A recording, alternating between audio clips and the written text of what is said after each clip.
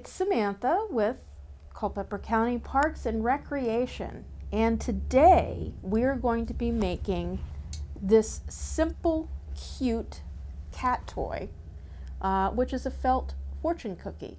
For today's craft, you'll need the following supplies. Felt, one 9 by 12 sheet can make several cookies. Ribbon or contrasting piece of fabric. Circle to trace, such as a glass or jar lid. Pen, polyfill, needle, thread, scissors, and catnip. Let's get started. So, take the felt that you're going to use, and let me use the lighter color here so that you can see what I'm doing. And you'll see you don't need much. Take this. You don't need a fabric pen. Just take whatever you have on hand. It could even be a pencil, and trace your shape so that you have that circular shape there. And take your scissors and then cut your circle out. Now this, you might want to take your time and do your best to cut a nice clean line. But for the most part, you don't need to worry too much about seeing the pen or having a super duper clean cut. All right, so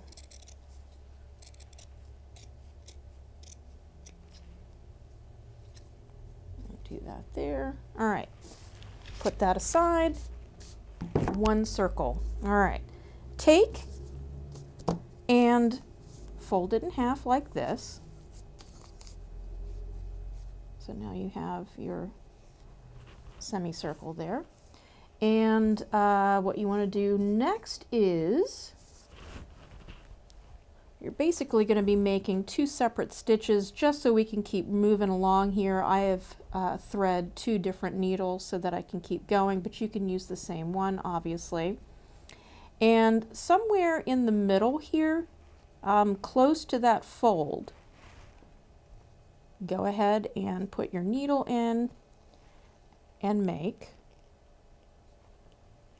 and knot it up there, which is not a problem.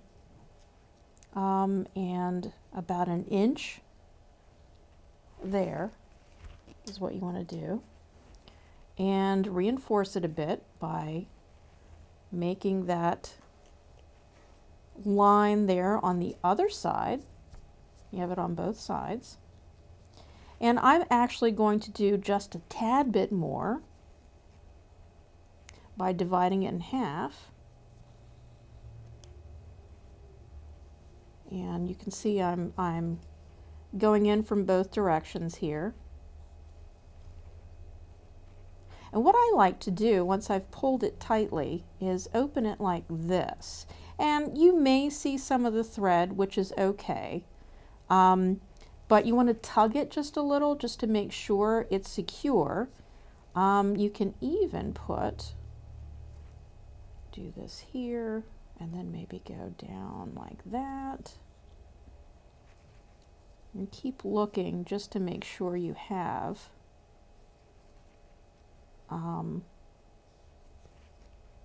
something that is going to be tight, because that's basically, we're making the fold in the cookie.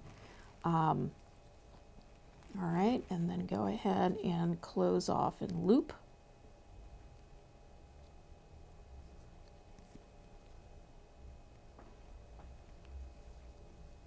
Just make sure, give that a little trim.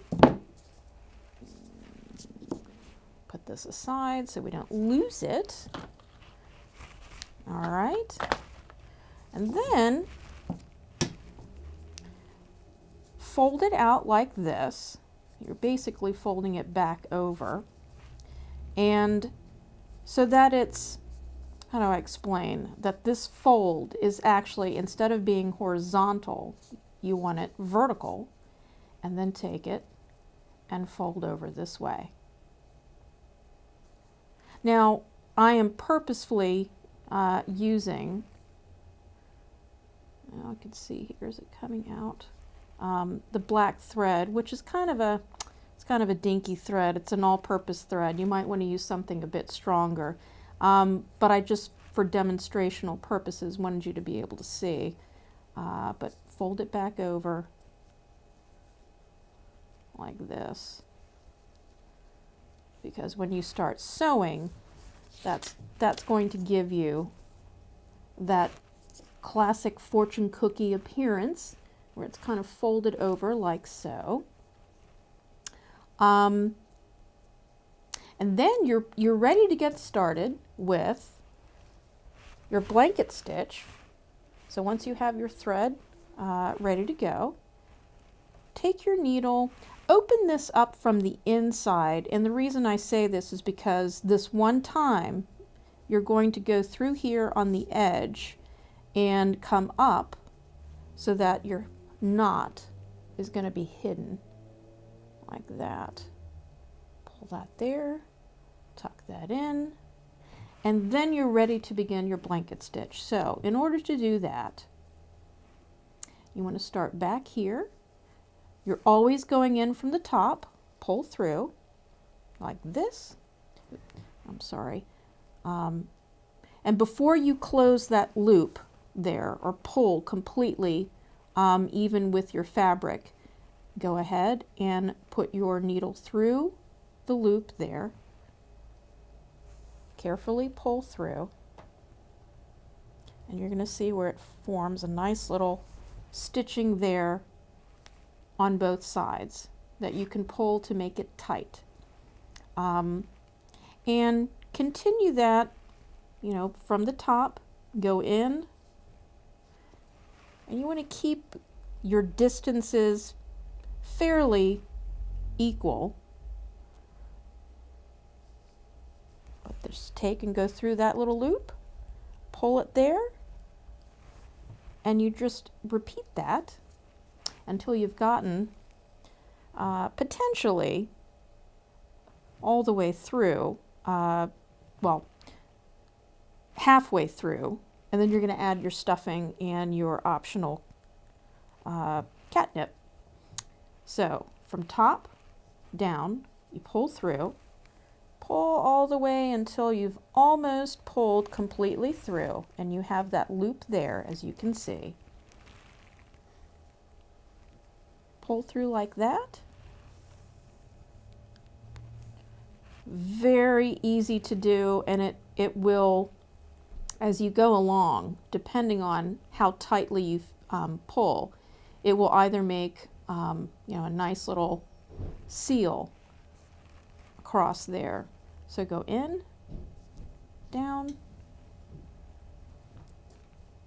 pull through. Now you'll see what happens when you go too quickly. Sometimes the thread will get caught and bunched up there like it just did, but just pull it through. Not to worry, you can pull through like that. Actually, there are two loops there.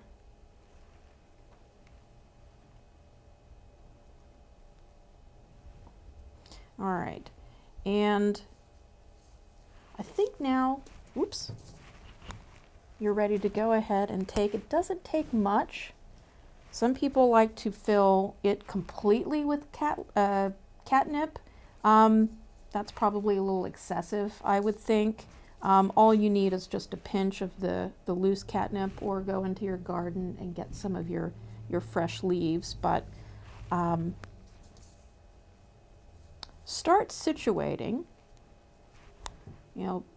If you've ever made dumplings or something like that before, kind of reminiscent of that, you're just stuffing this through here. And then you want to play with it a little bit, kind of take your finger and fold like this,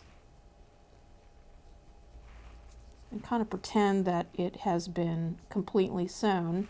And as you can see, that really did not require a lot of stuffing. At this point, you can take your catnip and you can just sprinkle a little bit in there.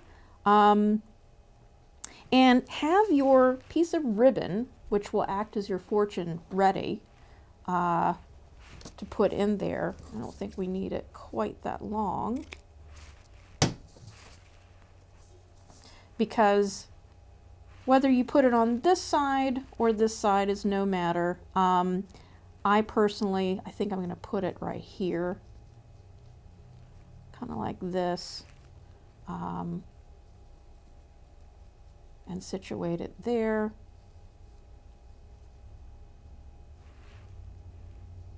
And once you get the stuffing put back in there, you can resume your sewing. And pick up the needle there, make sure this is, and also you can reinforce that fold by taking your finger and putting up like that, and then resume. Let's just make sure we've got this. And you can see where I'm trying to be fairly equal or equidistant in how I'm putting, inserting the needle in. Pull it a little bit like this. Take your needle, pull it through, and you keep doing that, just like this. Pull through, got that nice little circle there. Pull it through there again. Then check on this side here. Maybe tuck that in more like this.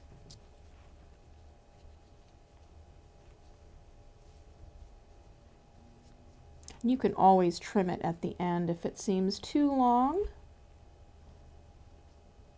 But that's pretty much what we want to do. Continue.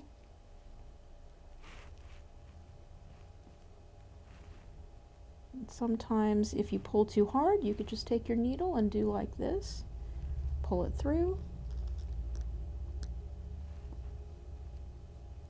So, as you can tell, this hasn't been that long. You keep going through like this, down again, always bringing your fingers up to kind of bring these edges of the circle together so that they're even. Oops, see, I forgot to do the little blanket stitch there. Pull your loop back out. There. Put that in. Pull. Pull through the loop like this. Put down there. Pull it through. Loop it. Pull again. And you can see you're almost at the very end here. Pull it down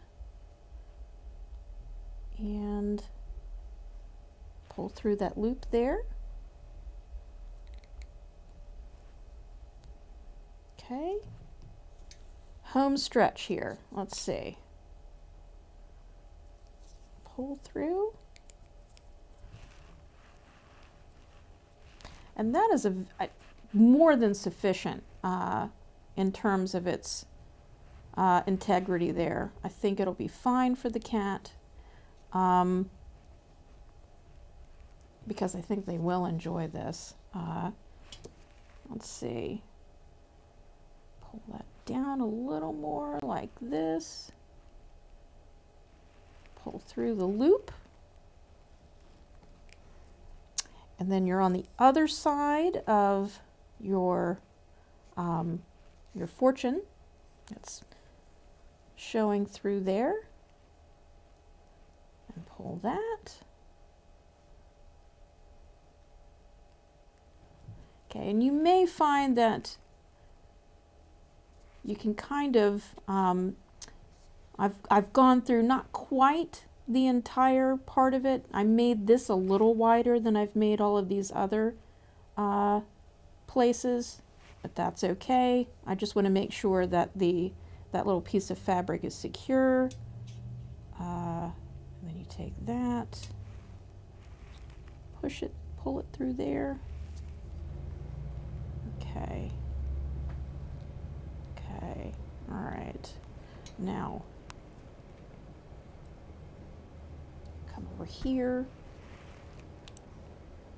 and then get to the other side there.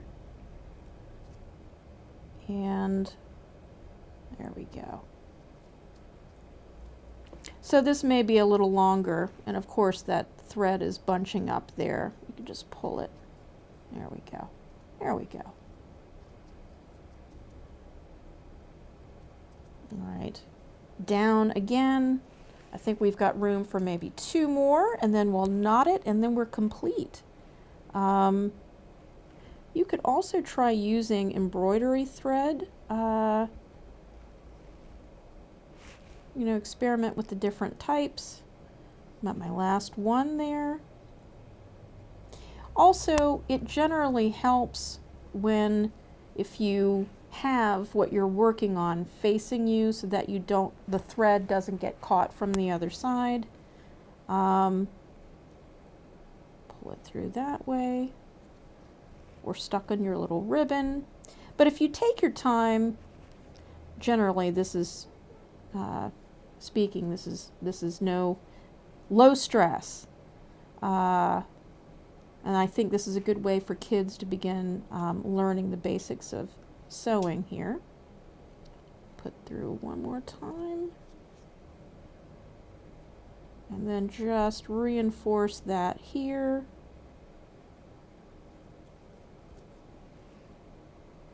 And knot that one last time. And then give it a trim, because you are pretty much good to go. And that is how you make this cute little kitty cat fortune cookie catnip toy. There you go. So you have your 2 here. And since I'm going to assume you'll make more than one, experiment with reinforcing that little fold. But remember, when you do it, like this is a good example for you, you just want to make a stitch that is about 1 inch in length. Reinforce that, turn it inside out, and make sure that that fold is vertical. Take it, fold it like this, and that should give you a fairly pronounced fold. Also know that if you make it a little longer, that too may give you a deeper fold. But nonetheless, have fun with it. We hope you enjoyed it. Be sure to keep an eye on our programs, both these tutorials and in person. We're coming up on our summer programs. That should be out soon, beginning of next month time frame. So keep an eye on things, and we hope to see you soon. And as always, stay crafty.